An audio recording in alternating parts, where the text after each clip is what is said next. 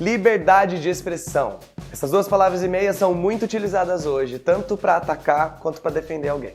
Mas o que é liberdade de expressão? Qual que é a diferença entre ela e o discurso de ódio? Ela assegura que eu possa falar tudo o que eu quiser? Se eu disser que eu sou a favor, por exemplo, sou a favor do assalto. Você é a favor do assalto? Não, eu penso assim, tem uma lógica no assalto. Uma lógica no assalto. Eu não tenho uma coisa que eu preciso, eu fui contaminado pelo capitalismo. Eu fui no quilombola em Eldorado Paulista. Olha, o afrodescendente mais leve lá pesava 7 arrobas. Não fazem nada. Eu acho que nem para procriadores serve mais. Quem é que vê isso, dona? Pelotas é cidade polo, né? Claro. Exportadora de viado. Segundo a teoria, o liberalismo é uma doutrina que luta pela liberdade, pelos direitos individuais e pela igualdade perante a lei. Dentro desse princípio, um dos principais teóricos do liberalismo político foi o filósofo inglês John Locke, o defensor dos direitos de liberdade, cidadania e direito à propriedade privada. Realizou também reflexão sobre as nuances do poder, separando o eixo da esfera divina. A premissa da liberdade no liberalismo refere-se sobretudo a esta com relação ao Estado. O liberalismo, desde sua origem até os dias atuais, confirmou direitos fundamentais que atualmente são resguardados na nossa Constituição Federal: liberdade individual, direitos individuais, liberdade de expressão, direito à livre associação, direito à crença religiosa, igualdade perante a lei, segurança, liberdade de imprensa, tendo a princípio de proteção do Estado. Esses direitos, por terem sua origem no direito natural, não são passíveis de intervenção do Estado. São essenciais para a garantia de um espaço democrático em nossa sociedade atual. Declaro promulgada o documento da liberdade, da dignidade, da democracia, da justiça social do Brasil. Que Deus nos ajude que isto se cumpra. Na esteira do pensamento liberal clássico, vejamos a posição do teórico inglês do século XIX, John Stuart Mill. Em sua obra Da Liberdade Individual e Econômica, ele argumenta que, nos dias atuais, a defesa da liberdade de imprensa e liberdade de expressão contra o governo tirânico permite que os interesses deste não sejam idênticos aos do povo, só importando a vontade dele e o povo sendo consequência de suas vontades. Silenciar a expressão de uma opinião é valorar o roubo à humanidade. Impedir que uma opinião seja ouvida porque tem a certeza de que é falsa é partir do princípio de que a sua certeza é a mesma coisa que a certeza absoluta. Pessoas com conhecimentos, que por vezes ouvem suas opiniões em discussões serem disputadas e são confrontadas quando não têm razão, colocam as opiniões que partilham com todos os que as rodeiam. O fato de que as épocas aceitaram muitas opiniões que épocas diferentes declararam não apenas falsas, mas também absurdas, torna igualmente certo que muitas opiniões que hoje são correntes serão rejeitadas por épocas futuras. O fato dos erros serem corrigíveis e assim se poder retificar os erros através da discussão e da experiência de práticas erradas faz com que cedam gradualmente a fatos e argumentos, permite manter a mente aberta a críticas, às opiniões e às condutas, tirar proveito de todas as críticas justas, refletir para si mesmo sobre quaisquer aspectos falaciosos dessas críticas e expô-las aos outros. A forma pela qual um ser humano pode estar próximo de saber tudo sobre um assunto é ouvindo o que se pode dizer acerca disso por pessoas que têm todo tipo de opinião e analisar todos os ângulos de que pode ser compreendido por todo tipo de mentalidade. Uma pessoa sábia será encontrada quando a mente humana estiver preparada para aceitar ter a certeza de estar tão próximo da verdade quanto possível na altura presente.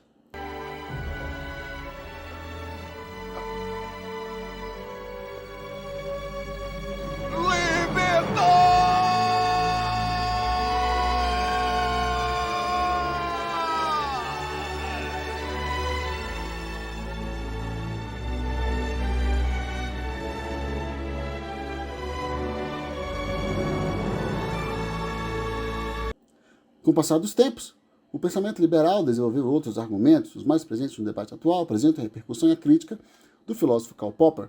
Por ele, vemos que um dilema em torno do tema liberdade de expressão existente na sociedade contemporânea é a questão dos seus limites e da tolerância para com os intolerantes. Qual abordagem deve ser utilizada com os intolerantes? Qual a diferença da censura para a limitação dos excessos de liberdade de expressão? Qual linha limita a liberdade de se expressar do discurso de ódio inconstitucional? São questões necessárias para a manutenção do Estado democrático de direito brasileiro.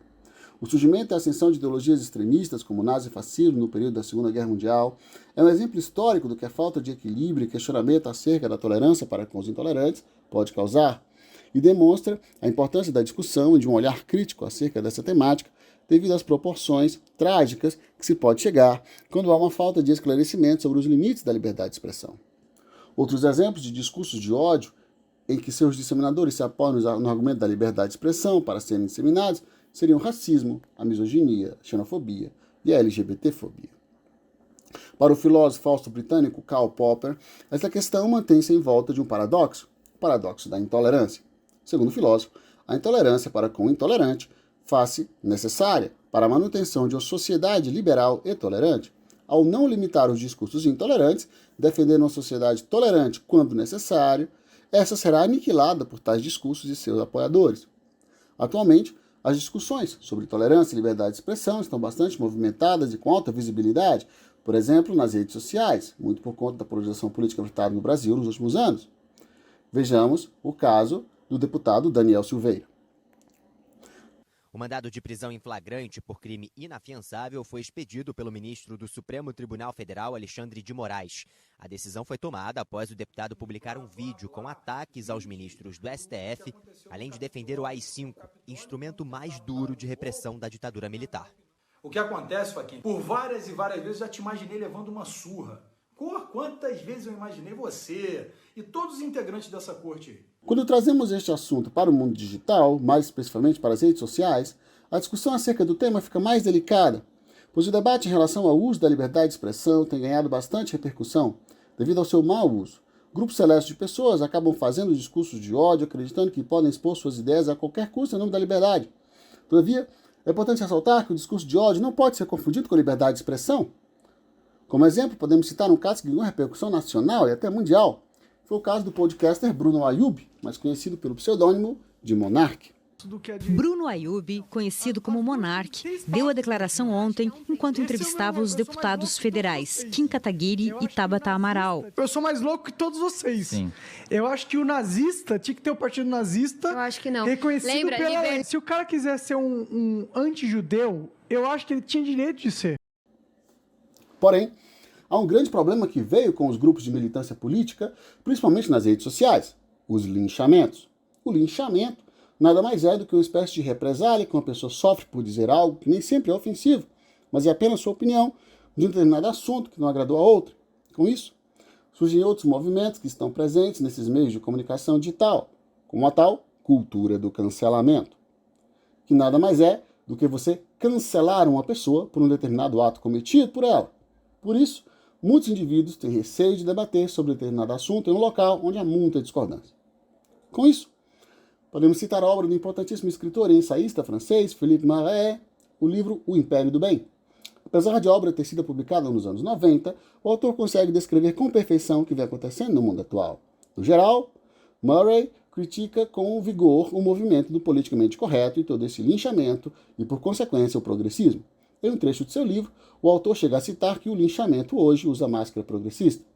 Isso reforça a ideia citada logo acima, que essa represália é causada por militâncias em cima de pessoas que só querem expor seu pensamento e nada mais.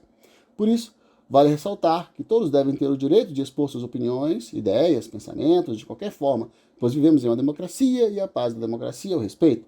Porém, é importante lembrar que essa liberdade de expressão, um direito constitucional, não pode dar o direito a alguém de proferir ódio a ninguém, pois a sua liberdade acaba quando você infringe a do outro. Daí chegamos à relação entre liberdade de expressão e discurso de ódio. Do voto, você não vai mudar nada nesse país. Tá? Nada, absolutamente nada. Você só vai mudar, infelizmente, quando um dia nós partimos para uma guerra civil aqui dentro. E fazendo um trabalho que o regime militar não fez. Matamos 30 mil.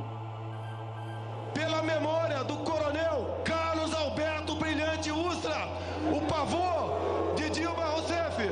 Uma das tarefas fundamentais da gente é estimular o ódio de classe. A gente tem que acordar todo dia querendo esfolar o patrão. Você tem que acordar todo dia querendo pegar pelos cabelos cada um daqueles ministros do STF, se puxar pelo fundo, sai a peru. Pegar pelo cabelo cada um daqueles ministros do STF, cada um, presidente da Câmara dos Deputados, presidente do Congresso, tem que odiar, tem que xingar, tem que ver uma fonte de raiva, tem vontade de cuspir, tem que odiar a burguesia brasileira e todos os seus representantes.